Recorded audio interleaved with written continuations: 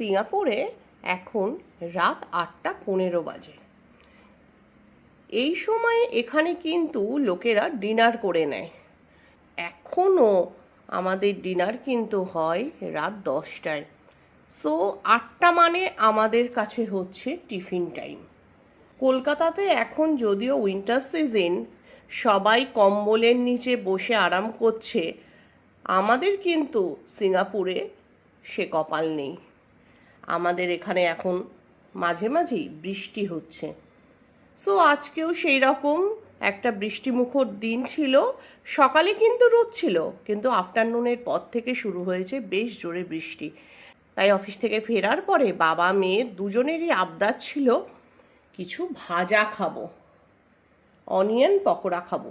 সেই কারণে দেখো আমি আজকে অনিয়ন পকোড়া নিয়ে চলে এসেছি। এটা হচ্ছে আমাদের এখনকার